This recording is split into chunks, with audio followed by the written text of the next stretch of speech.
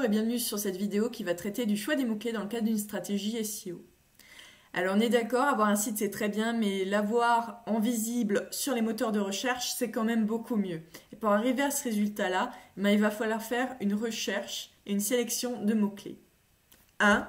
Trouver des mots-clés. Trouver des mots-clés, ça commence déjà par le meilleur des outils qui soit. Votre cerveau.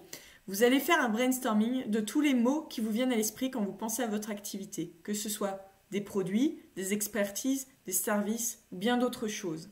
N'hésitez pas à rechercher parmi les mots que vous employez en interne, mais aussi les mots qui sont utilisés par vos clients, mais également par vos concurrents. N'hésitez pas à faire appel à vos collaborateurs qui peuvent vous donner d'autres idées complémentaires. C'est très important, car plus vous aurez d'idées, mieux ce sera pour commencer le travail de recherche dans les outils. Et d'ailleurs, les outils, quels sont-ils? Vous en avez beaucoup, et je vais vous en citer que quelques-uns. Il y a tout d'abord les suggestions Google, car oui, Google est un outil à part entière.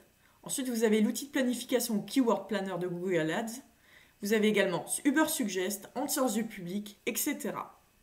2. Vous allez devoir sélectionner les mots-clés. Et moi, ce que je vous propose, c'est de réunir tous les mots-clés dans un seul fichier Excel. Et là, vous allez déjà enlever tous les doublons de mots-clés qui peuvent apparaître. Ça arrive de temps en temps.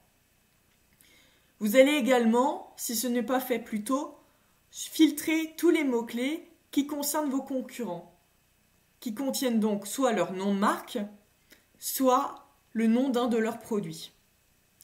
Et bien évidemment, vous allez supprimer tous les mots-clés qui ne concernent pas votre activité. Par exemple, si vous êtes un menuisier en bois, il va falloir supprimer tous les mots-clés qui ont un lien avec la menuiserie PVC, la menuiserie aluminium, etc., etc. Ensuite, il va falloir, parmi les mots-clés restants, faire encore le tri. Mais cette fois-ci, ça va être un peu plus complexe. Donc là, il va falloir choisir les mots-clés non seulement qui sont les plus recherchés, mais également les plus pertinents pour votre activité. Par exemple, je vais vous demander de vous mettre dans la peau d'un vendeur d'outils. Si vous avez un outil qui s'appelle la raclette, vous positionnez sur le mot raclette, ça ne sera pas forcément intéressant. Pourquoi? Parce que bien qu'il aboutisse sur 110 000 recherches mensuelles, ce qui est énorme, on est d'accord, hélas, parmi ces recherches, il y a beaucoup de personnes qui recherchent le fromage, cette merveille des merveilles qui nous réchauffe l'âme en hiver. Et donc, ce mot-clé n'est pas forcément pertinent si vous êtes un vendeur d'outils. Et de toute façon, quand on regarde les résultats Google, on va voir que raclette donne essentiellement des résultats autour du fromage.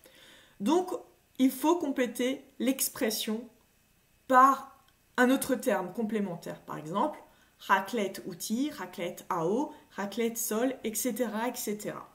Vous verrez, ça sera beaucoup plus pertinent et beaucoup plus efficace. Ne vous inquiétez pas, pour tous les produits qui ne disposent pas d'un mot-clé associé, c'est pas grave, ils feront tout simplement pas partie de la stratégie SEO, mais ça ne vous empêche pas de créer un contenu approprié pour ces produits-là. Ça sera tout simplement du marketing à 100%, sans SEO. Ensuite, il ne faut pas hésiter, à chaque requête, d'observer les résultats. Qu'est-ce que ça donne comme résultat? Est-ce que vous voyez des pages FAQ? Est-ce que vous voyez des pages catégories? Est-ce que ce sont des pages produits qui remontent selon l'expression? Tout ça, ça va vous aider à structurer le site. Car oui, 3, il faut utiliser les mots-clés.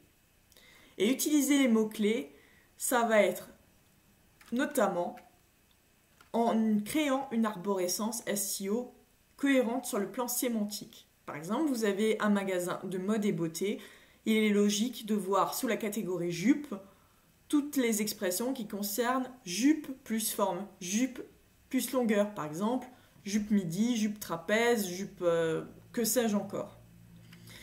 Pareil, une autre catégorie, pantalon, vous aurez pantalon 3/4, pantalon slim, etc. Une arborescence claire, c'est une arborescence qui permet d'être crawlée beaucoup plus facilement par Google, qui va beaucoup mieux comprendre le site. Mais c'est aussi une arborescence dans laquelle un internaute sera beaucoup plus à l'aise. Mais ces mots-clés, c'est aussi très utile pour la rédaction de contenu, car oui, il faudra les utiliser dans le contenu. Et ça, c'est ce qu'on va voir dans une prochaine vidéo. Donc en attendant, je vous souhaite une très bonne journée et à bientôt. Au revoir.